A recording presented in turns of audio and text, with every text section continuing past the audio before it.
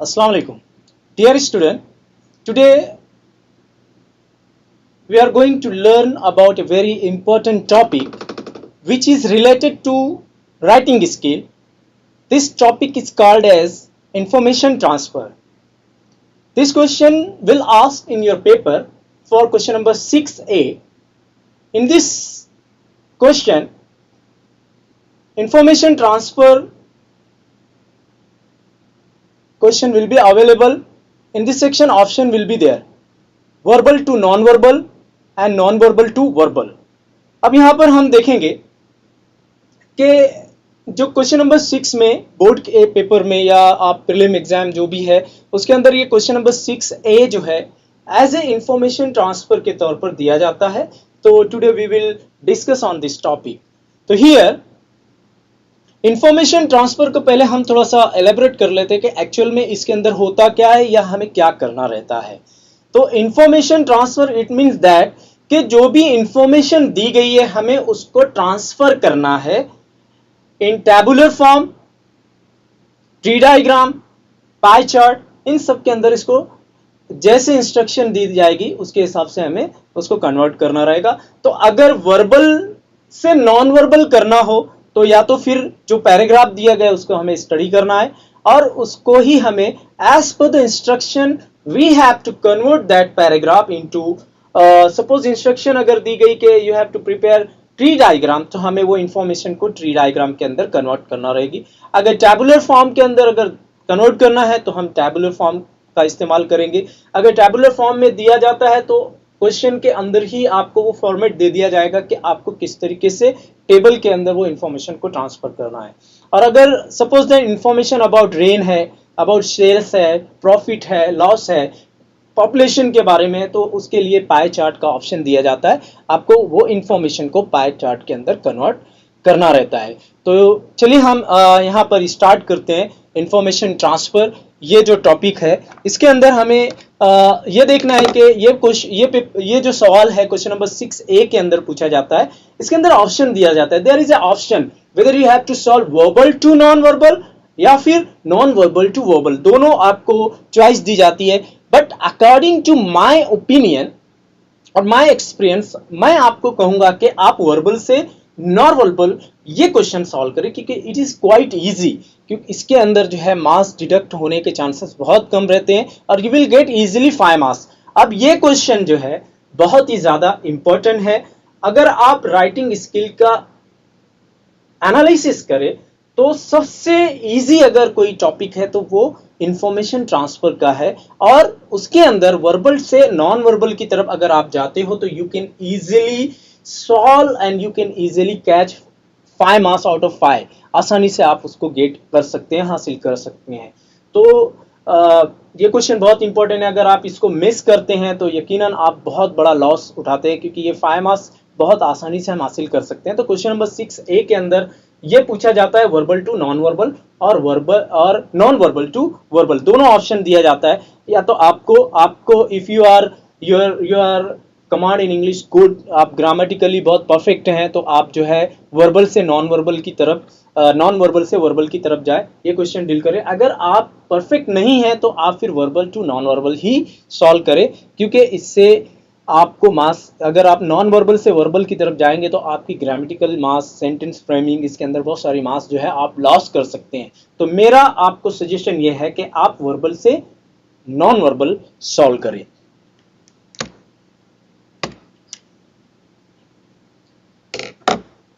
उसके बाद हम देखेंगे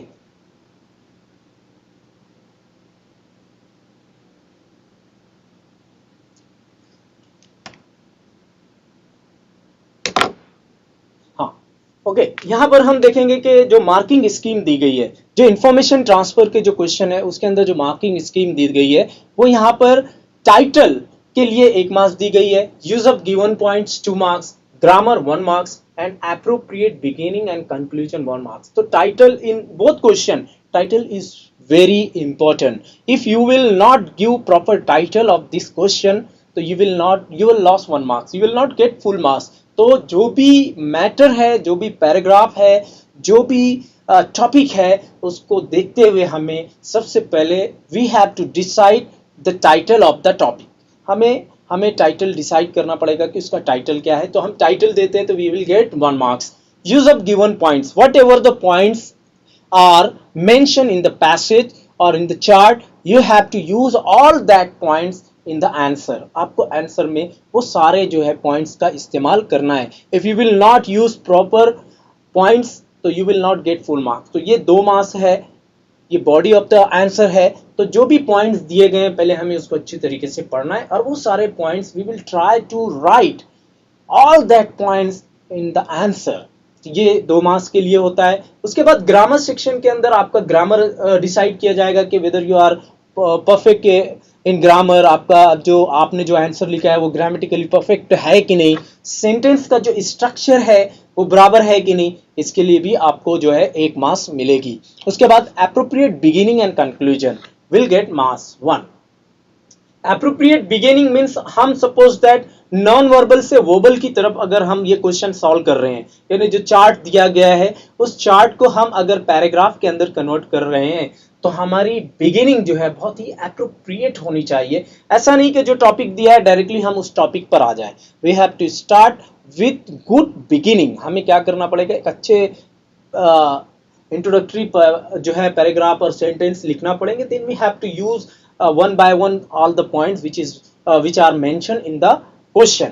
तो बिगिनिंग भी बहुत अच्छी होनी चाहिए। अगर सपोज दैट पॉपुलेशन के बारे में अगर आपको पैराग्राफ, एक चार्ट बना हुआ है उसको पैराग्राफ में लिखना है तो we will not directly start the population and so यहाँ पर इतनी पॉपुलेशन है और दिस एंड दैट, हम डायरेक्टली नहीं स्टार्ट करेंगे। बट हमें क्या करना पड़ेगा, उसको इंट्रोड्यूस करना पड़ेगा। Whatever the topic we are going to write, we have to first introduce all this thing, then we have to write use all that points. And conclusion भी हमारा बेस्ट होना चाहिए। जिस तरीके से हम बिगिनिंग अच्छी कर रहे हैं तो हमारा कंक्लूजन भी बहुत अच्छा होना चाहिए। एक बिगिनिंग और कंक्लूड जो हम कर रहे हैं that should be all very proper to the topic, related to the topic होना चाहिए, अच्छा होना चाहिए, तभी हम ये पॉइंट्स और ये मार्क्स हासिल कर सकते हैं। तो इट इज क्लियर दैट ऐसा नहीं है कि हम डायरेक्टली 5 मार्क्स हासिल कर लेंगे। These are the steps. हम टाइटल अगर लिख रहे हैं तो हमें 1 मार्क्स मिल जाएगी, पॉइंट्स यूज कर रहे हैं तो 2 marks, grammar 1 marks and appropriate beginning and conclusion will get 1 marks.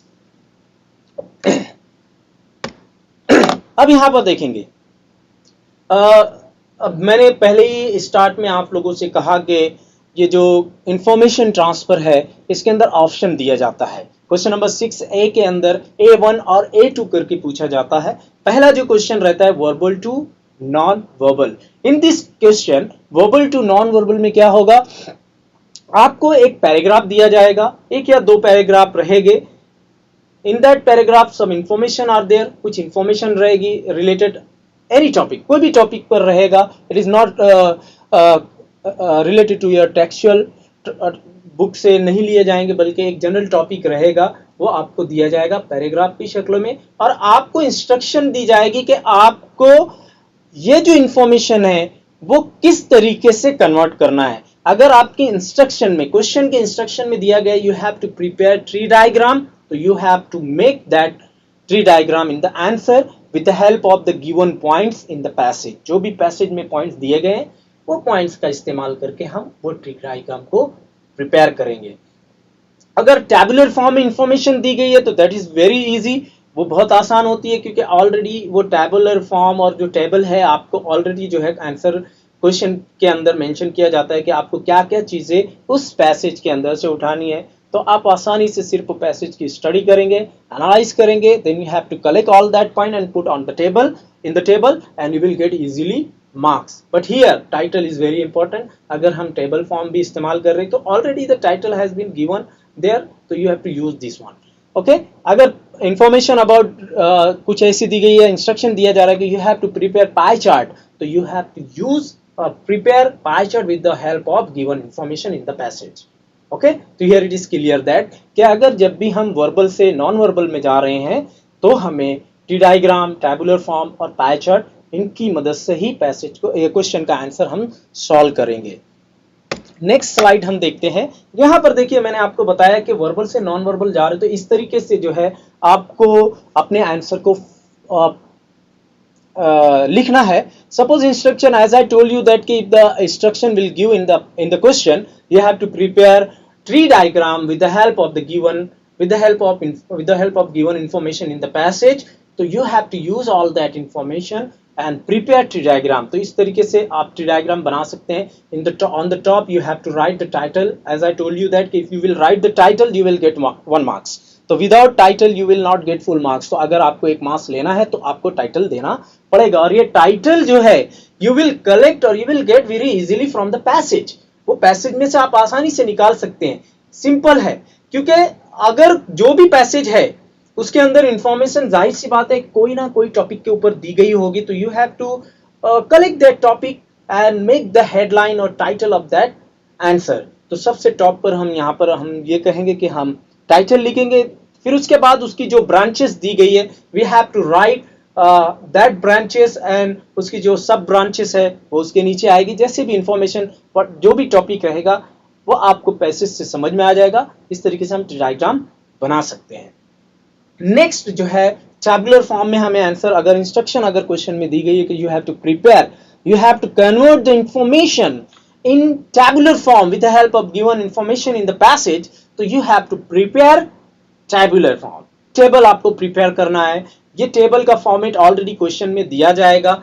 अगर नहीं दिया भी गया तो you can easily draw that table. तो आपको क्या करना है, जो भी टाइटल है आपको हीडर रो में लिखना है और उसके बाद उसकी इंफॉर्मेशन पैसेज से कलेक्ट करना है and put on in the table. आसानी से आप उसके अंदर पुट करेंगे एंड आप देखेंगे कि बहुत आसानी से विल गेट 5 मार्क्स. तो टेबल फॉर्म अगर दिया है तो वेल एंड गुड, आप बहुत आसानी से मार्क्स जो है वो कलेक्ट कर सकते हैं. नेक्स्ट जो दिया जाता है पाई चार्ट. देखिए इस तरीके से पाई चार्ट रहता है. You can easily C on the screen कि अगर सपोज जैसे यहाँ पर दिया है सेल्स के बारे में दिया गया है, कितने % सेल्स हुए, कब हुए, कितना हुआ, क्वार्टर में हुआ, first quarter, second quarter, third quarter. तो ये पाई चार्ट बना हुआ है. वो इन्फॉर्मेशन जो है इसी तरीके से पैसेज में भी दी जाएगी. अगर क्वेश्चन पूछा गया कि आपको पाई चार्ट प्रिपेयर करना है तो जो इन्फॉर्मेशन पैसेज में दी गई है वो सारी इन्फॉर्मेशन को आप क्या करना है, परसेंट में डिवाइड करना है, सर्कल बनाना है और फिर कितने % इन्फॉर्मेशन दी गई है आपको. एज यू नो के ज्योमेट्री के अंदर आप सर्कल बनाते हैं, उसका एक पॉइंट फिक्स कर लेते हैं. तो बिल्कुल उसी तरीके से यहाँ पे भी करना है.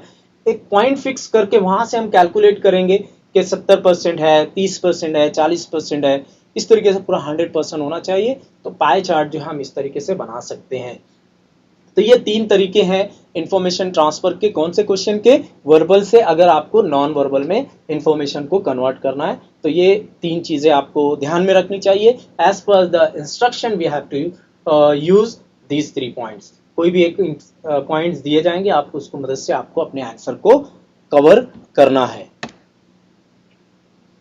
अब यहाँ पर अगला हम पॉइंट देखते हैं कि यहाँ पे देखिए मैंने कहा था कि हम यहाँ पर प्रैक्टिस कर लेते हैं कि किस तरीके से क्वेश्चन पूछे जाते हैं एग्जाम के अंदर.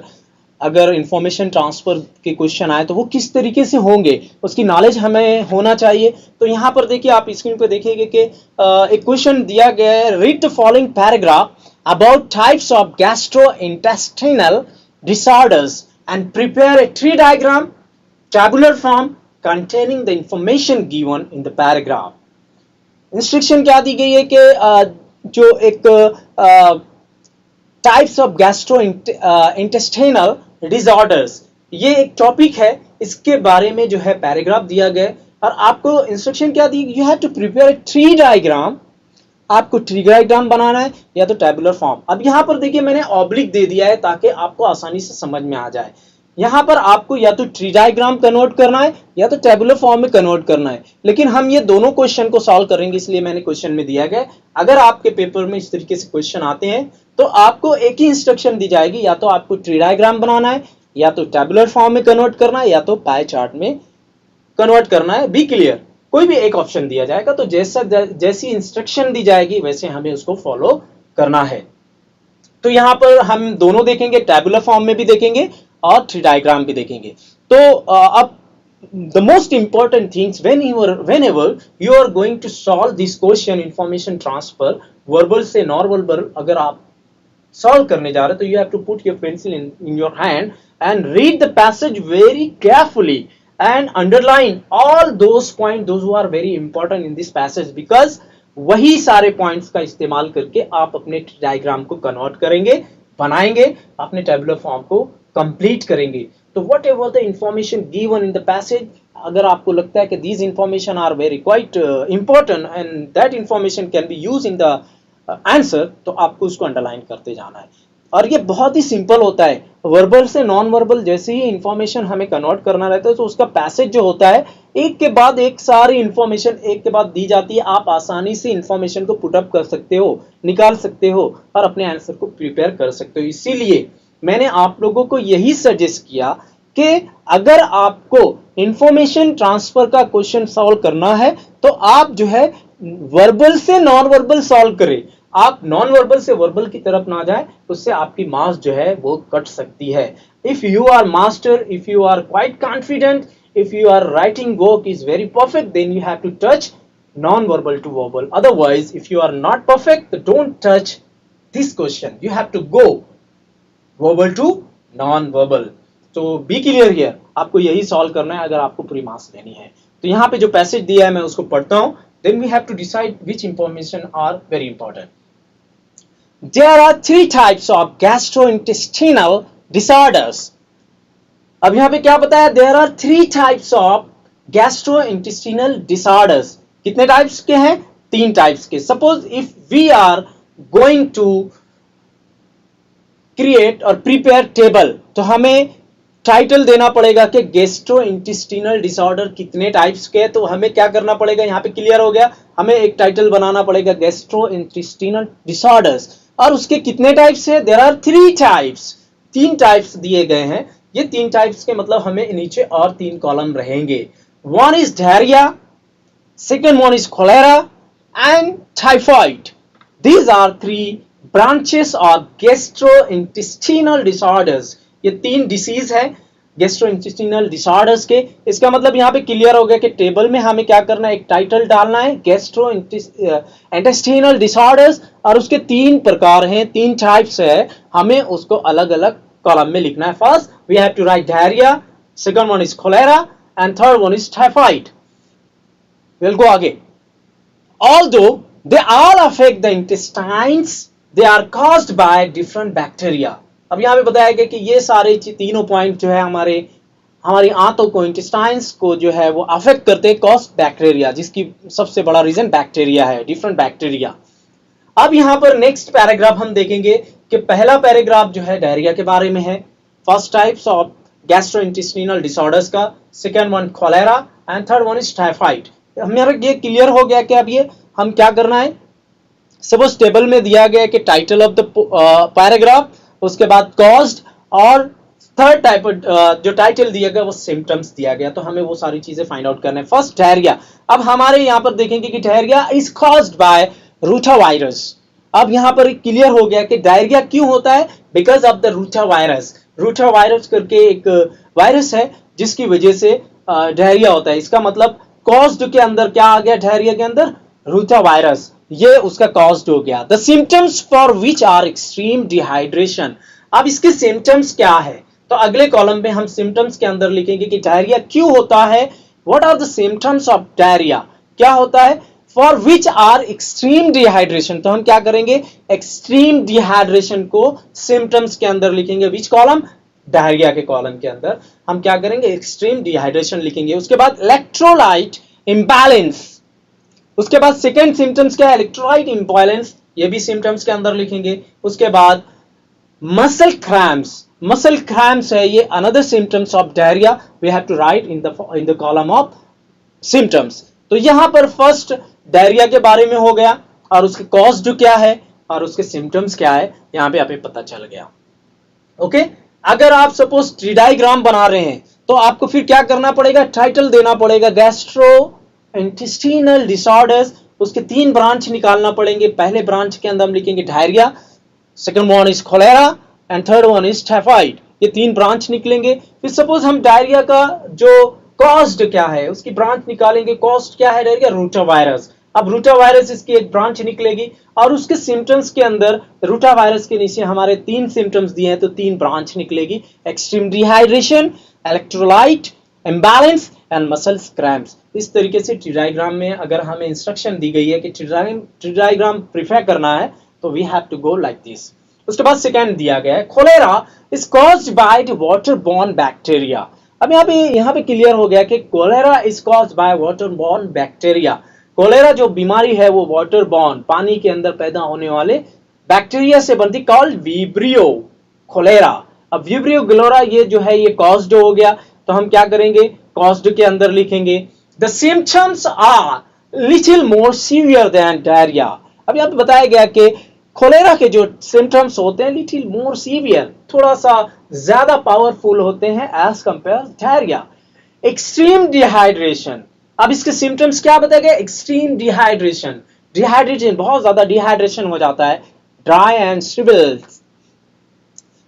श्रिबल स्किन, स्किन का प्रॉब्लम हो जाता है, झुर्रियां आ जाती है, लो ब्लड प्रेशर, और फिर क्या हो जाता है कि ब्लड प्रेशर लो हो जाता है, and lethargy are some of the symptoms. ये चार सिम्टम्स बताए गए कोलेरा के, तो we have to write in the column of symptoms, ये लिखेंगे। अगर ट्री डायग्राम है तो हम जो है विब्रियो कोलेरा के नीचे चार ब्रांच निकालेंगे और ये सारे सिम्टम्स लिखेंगे, that symptoms is related to cholera disease. Last one, typhoid is an intestinal cause by bacteria called salmonella। अब यहाँ पर बताया गया कि आंत के अंदर जो कॉज्ड होता है, जो ये बीमारी होती है, ये बैक्टीरिया की वजह से होती है, उसको salmonella कहा जाता है। ये कॉज्ड हो गया salmonella, ये कॉज्ड हो गया। Ulcer, fever and wake abdominal discomforts are the symptoms of typhoid। और उसके जो सिम्टम्स यहाँ पर बताए गए हैं, पहला है अल्सर, फीवर, बहुत ज्यादा बुखार हो जाता है, पेट के अंदर अल्सर हो जाता है, छाले निकल जाते हैं, and weak abdominal discomfort, abdominal पेट के अंदर जो है वो डिस्कम्फर्ट हो जाता है, मतलब इम्बैलेंसिंग हो जाता है, गड़बड़ी हो जाती है, are the symptoms of typhoid. Yes, typhoid के जो है वो सिम्टम्स हो गए। तो here I will clear completely कि whenever the question will be asked like this, verbal to non verbal में अगर हमें कन्वर्ट करना है तो हमें इस तरीके से पैराग्राफ की स्टडी करना पड़ेगी। We have to collect the important points and put that points in the table और इन द ट्री डायग्राम, तो we can easily get complete 5 marks. तो यहाँ पे मैंने बताया this is the way to solve this question. अब now look at this chart, आपको समझ में आएगा कि how we suppose that question के अंदर मैंने बताया कि आपको टैबुलर फॉर्म के अंदर या तो ट्री डायग्राम के अंदर, ये दोनों में कन्वर्ट करना है। अब remember all that points which were mentioned in the passage, जो पैसेज में मेंशन किया गया था उसके दिमाग में रखिए। This is the answer. Suppose that अगर टैबुलर फॉर्म में आपको आंसर लिखना है तो this is the way you can convert your information, whatever the information are mentioned in the passage you have to collect and put in the table। आपको क्या करना है कि अगर सपोज टेबुलर फॉर्म में कन्वर्ट करना है तो इस तरीके से टेबल का सैंपल दिया जाएगा आपको क्वेश्चन पेपर में, बस आपको इंफॉर्मेशन उठा के रखनी है। तो यहाँ पे types of gastro intestinal disorders यहाँ पे टाइटल के तौर पर इस्तेमाल हो गया, ऑलरेडी दिया गया है। उसके बाद हमें कॉज टू फाइंड आउट करना है, then we have to find out the symptoms. तो सबसे in types of gastro intestinal disorders are 3 types. कितने टाइप्स है, क्योंकि पैसेज में ऑलरेडी बताया गया है। There are 3 types, one is diarrhoea, second one is cholera, third one is typhoid. ये 3 टाइप्स है। अब अगर हम इसके कॉस्ट के बारे में, डायरिया के बारे में अगर हम लिखते हैं तो उसका कॉस्ट क्या है, rota virus is the cost of diarrhoea. Diarrhoea का जो कॉज है वो रूटा वायरस है। अगर हम सिम्टम्स की तरफ जाते हैं तो symptoms are extreme dehydration, electrolyte imbalance and muscle cramps, these are the symptom. उसके बाद cholera, vibrio cholera, this is the cause and the symptoms are dehydration, dry and shrivelled skin, low blood pressure, lethargy. These are the symptoms of cholera disease. And the third types of gastrointestinal disorder is typhoid. The cause is salmonella and the symptoms are ulcer, fever, vague abdominal discomfort. तो अगर हम इस तरीके से answer put up कर देते हैं tabular form में तो you can easily get 5 marks, complete 5 marks you will get. तो this is the way to solve this question. अब सपोज दैट कि अगर क्वेश्चन में दिया गया है इंस्ट्रक्शन कि you have to convert this question into information into tree diagram, तो you can solve like this. mention here the image of this answer of this question. Types of gastrointestinal disorders, 3 branch मैंने निकाले, उसके बाद उसका cause जो यहाँ पर निकाला, and the symptoms of all 3 diseases are like this. So you have to prepare in the tree diagram form. I hope that आपको ये समझ में होगा. नेक्स्ट जो क्वेश्चन हमारा इसमें पूछा जाता है वो non verbal to verbal. As I told you that this question is difficult for you, can create trouble for you, आपके लिए जो है ट्रबल क्रिएट कर सकता है, क्योंकि इसके अंदर आपको सेंटेंस पूरा 2 पैराग्राफ आपको लिखना है, and preparation of the paragraph is difficult for the student. If the students are sharp, they have confidence, they have clarity, they have perfect in framing of the sentence, you can go with this question. इसके अंदर आपको क्या दिया जाएगा? Tree diagram, tabular form या तो pie chart दिया जाएगा. आपको वो इंफॉर्मेशन को पैराग्राफ, कम से कम 2 पैराग्राफ में आपको कन्वर्ट करना है. Look at the next one. अब यहाँ पे मैंने यहाँ पे क्वेश्चन दिया है बैक साइड. यहाँ पे मैंने जो क्वेश्चन देखिए यहाँ पर दिया गया है कि right 2 short paragraph with the help of the web chart given below. अब यहाँ पर ये जो वेब चार्ट दिया गया है इसकी मदद से जो है हमें क्या करना है, इंफॉर्मेशन को पैराग्राफ में कन्वर्ट करना है.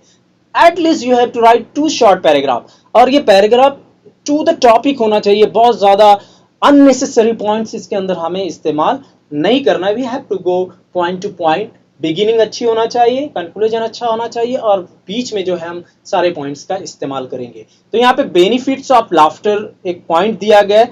क्या क्या बेनिफिट्स है लाफ्टर के, यहाँ पे बताया गया है कि लिव लॉन्गर, अगर हम जो है हंसते हैं, हम मुस्कुराहट रखते हैं चेहरे पे, तो हमारी लाइफ अच्छी हो जाएगी. बूस्ट ह्यूमन सिस्टम, हमारी ह्यूमैनिटी पावर को बढ़ाता है. रिलीव्स पेन, जो हमारे अंदर दर्द है उसको रिलीव करता है. रिड्यूस डिप्रेशन, इंसान जो है परेशानी की वजह से डिप्रेस हो जाता है, उसको रिमूव करता है. इंप्रूव योर ब्रीदिंग, सांस लेने में प्रॉब्लम होता है, तो हम अगर खुश रहेंगे, चेहरे पे हमेशा खुशी रखेंगे, तो वी कैन आसानी से हमारी सांसें भी अच्छी से चलेगी. हेल्प्स यू लॉस वेट, और इंसान हंसता खेलता रहता है तो उसके वेट भी लॉस होते हैं.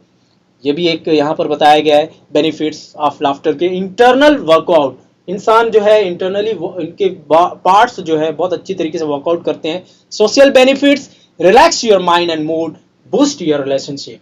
ये सारे पॉइंट्स दिए गए. ये सारे पॉइंट्स का इस्तेमाल करके we have to convert into 2 paragraph. हमें 2 पैराग्राफ में इसको कन्वर्ट करना है.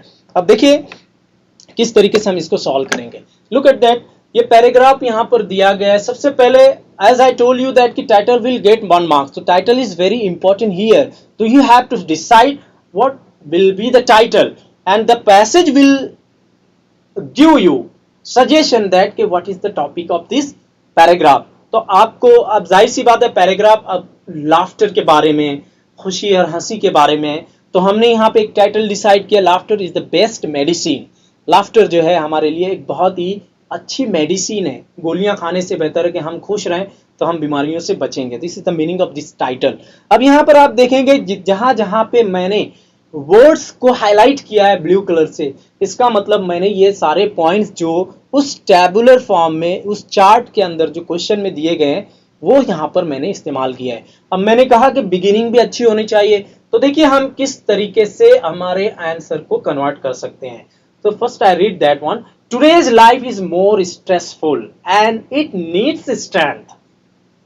आजकल की देखिए बिगिनिंग हो रहा है कि आजकल की जो जिंदगी है बहुत स्ट्रेसफुल है, इंसान टेंशन में घिरा हुआ है, एंड इट नीड्स स्ट्रेंथ. और उस टेंशन को, उस स्ट्रेस को दूर करने के लिए हमें ताकत की जरूरत है. किस चीज की? Stamina and composed mind. अब ये जो स्टैमिना एंड कंपोज्ड माइंड ये आपके पॉइंट्स में दिया गया था, वही मैंने यहाँ पर इस्तेमाल किया है. तो वी हैव टू, हमारे अंदर स्टैमिना एंड कंपोज माइंड होना चाहिए टू डू द वर्क. जो काम हम करने जा रहे हैं उसके लिए हमें स्टैमिना की जरूरत होती है. So we all must laugh and spend at least some spare time for ourselves and others. अब यहाँ पे मैंने बिगिनिंग में क्या लिया कि इसीलिए स्टैमिना की जरूरत है, तो हमें कुछ वक्त अपने लिए निकालना चाहिए, हंसने के लिए निकालना चाहिए. Spend at least some spare time for ourselves and others. दूसरे के लिए और अपने लिए भी कुछ वक्त निकालना चाहिए ताकि हम खुश रह सके. For this we can choose the path of laughter. अब खुश रहने के लिए सबसे आसान तरीका है लाफ्टर, हंसते रहना. हम किसी से मिलने जा रहे हैं तो हमारे चेहरे पे खुशी होना चाहिए, सामने वाले को भी अच्छा लगेगा। अगर हम हमारे चेहरे पे 12 बजाकर जा रहे हैं तो सामने वाला सोचेगा कि यार ये पहले ही से डिसमूड है तो हम इससे क्या बात करें। तो whenever you are going to meet any person you have to put smile on your face, use laughter on your face. So this is very important. I write here in the beginning मैंने ये लिखा, laughter is the best medicine, इसीलिए laughter को best medicine कहा जाता है। ये जो है टाइटल ऑफ द पैराग्राफ को इलेबोरेट कर दिया यहाँ पर। It is a kind of exercise which relaxes all organs of the body. अब ये एक ऐसी एक्सरसाइज है जो हमारी बॉडी के पार्ट्स को, ऑर्गन्स को रिलैक्स करती है। अब यहाँ पे देखिए मैं सारे पॉइंट्स का इस्तेमाल किया। It relaxes our mind and the body, हमारे माइंड को, हमारी बॉडी को रिलैक्स करता है। इट रिलीव्स आवर पेन, हमारे अंदर जो दर्द है, जो टेंशन है, उसको रिलीज करता है, उसको निकालता है। रिड्यूसेस आवर डिप्रेशन, किसी प्रॉब्लम्स को लेके हम डिप्रेशन में चले जाते हैं तो वही हंसी और लाफ्टर जो है उसको क्या करता है, रिड्यूस करता है। रिड्यूस करना, कम करना। Laughter boost our human system, this most important thing, इंसान की ह्यूमन सिस्टम की ह्यूमैनिटी पावर को जो है बूस्ट करता है, बढ़ाता है।